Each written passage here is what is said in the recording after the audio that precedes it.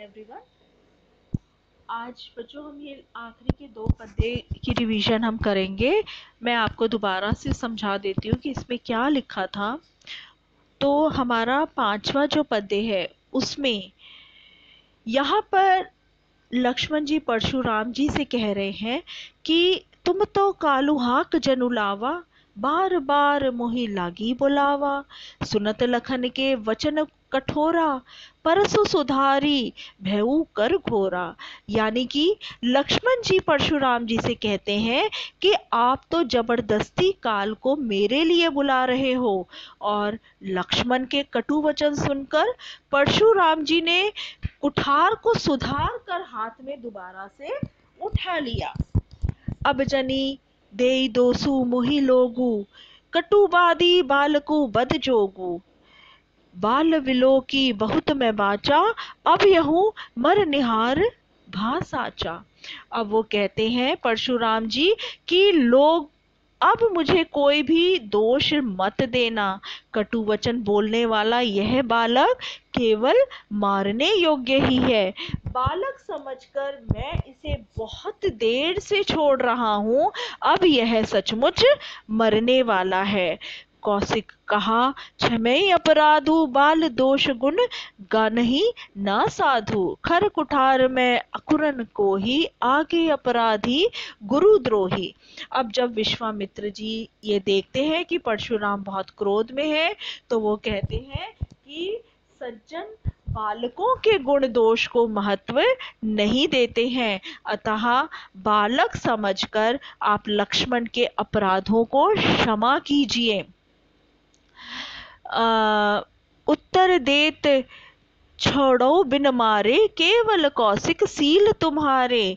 न त यही काटी कुठार कठोरे, गुरही उरिन होते श्रम थोरे। अब यहाँ पे परशुराम जी विश्वामित्र से जब ये कहते हैं कि हाँ जी आप इसके बालक के गुण दोष को मत देखिए, आप इसे क्षमा कीजिए। फिर परशुराम जी कहते हैं, मैं तीव्र कुठार लिए हुए करुणाहीन क्रोधी हूँ, और उस पर भी मेरे सामने अपराध करने वाला तथा गुरु का अपमान करने वाला मेरे सामने खड़ा हुआ है। यह उत्तर पे उत्तर मुझे दिए जा रहा है। हे विश्वामित्र, मैं तुम्हारे विनम्र स्वभाव के कारण ही इसे बिना मारे छोड़ रहा हूँ, नहीं तो इसे थोड़े ही परिश्रम से मैं अपने कुठार से काट देता और अपने गुरु के ऋण से मुक्त हो जाता। गाधी सुनु कह हृदय हसी, मुनहि हरियारे सूझ। अय मैं खांड न उख मैं, अजहु न बूझ अबूझ। अब यहाँ पे परशुराम के वचन सुनकर विश्वामित्र जी मन ही मन हंसकर कहने लगते हैं कि अरे, मुनि को तो अब अनेक क्षत्रियों को पराजित करने के कारण सबको एक समान ही समझ रहे हैं। अतः जैसे श्रावण मास में हुए अंधे व्यक्ति को हर तरफ हरा ही हरा दिखाई दे रहा है, वह लोहे से बनी खांड को गन्ने से बनी खांड समझकर ना समझी कर रहे हैं। कहूँ लखन मुनि सील तुम्हारा, को नहीं जान विदित संसारा। मात पिता ही ऋण भय नीके, गुर ऋण रह सोचू बड़ जी के। अब यहाँ पे देखो, यहाँ पे परशुराम जी जब निरंतर अपने बल पौरुष का बखान कर रहे थे और लक्ष्मण जी उनका उपहास कर रहे थे, इसी क्रम में लक्ष्मण जी परशुराम जी से कहते हैं कि आपके शील स्वभाव को संसार में कौन नहीं जानता।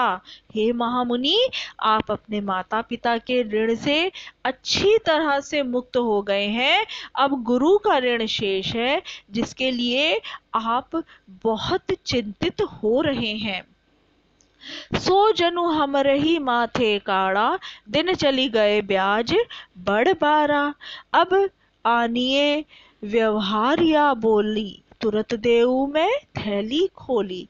अब यहाँ पे वो कहते हैं कि बहुत दिन बीत जाने के कारण अब ब्याज भी काफी बढ़ गया होगा, इसलिए हिसाब किताब लगाने वाले को बुलाकर हिसाब लगवा लीजिए, और जितना भी बनता है आपका ब्याज मैं थैली खोलकर तुरंत ही उसे चुका दूंगा।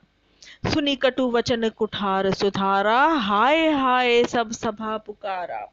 अब यहाँ पे देखो बेटा, जैसे ही लक्ष्मण ने ऐसे कटु वचन बोले तो जनक सभा में हाहाकार मच गया। जितने भी राजा बैठे थे वो सभी हाय हाय करने लगे, और यहाँ पे परशुराम जी जो हैं उन्होंने अपने कुठार को और भी ज्यादा संभाल लिया। भृगुवर परसु देखा बहु मोही, विप्र विचारी बचौ नृपदोही। मिले न कबहु सुभट रन गाड़े, द्विज देवता धरई के बाड़े। अनुचित कही सबु लोग पुकारे, रघुपति सै नहीं लखनु नेवारे। अब यहाँ पे देखो बच्चे, यहाँ पे क्या हुआ, अब लक्ष्मण जी जो है क्रोध में आकर कहते हैं, मुनिवर भृगुवंश के श्रेष्ठ, मुझे आप बार बार परशु दिखा रहे हैं और मैं आपको ब्राह्मण समझकर छोड़ते ही जा रहा हूं। आज से पहले रण में आपको कोई भी अच्छा योद्धा नहीं मिला है। हे ब्राह्मण देवता, आप अपने ही घर के श्रेष्ठ होंगे। लक्ष्मण की यह अटपटी तीखी बातें सुनकर सभा में उपस्थित जितने भी लोग थे वे उसको अनुचित बताते हैं और कहते हैं लक्ष्मण को इस प्रकार के वचन नहीं बोलने चाहिए। लखन उतर आहुति सरिस, भृगुवर को पुकुरसानु, बढ़त देखी जल सम वचन बोले, रघुकुल भानु। अब यहाँ पे देखो बच्चे, यहाँ पे क्या हुआ, अब जब श्री राम जी यह देखते हैं कि परशुराम की क्रोध रूपी अग्नि और बढ़ रही है और लक्ष्मण के वचन उसमें आहुति का काम कर रहे हैं, तो उनकी क्रोध अग्नि को बढ़ते हुए देखकर उनको शांत कराने की चेष्टा से राम जी लक्ष्मण जी को आंखों के इशारे से मना करते हैं कि अब तुम चुप हो जाओ, और जल के समान उठकर वो परशुराम जी को मृदुल वचन बोलकर शांत करने का प्रयत्न करते हैं।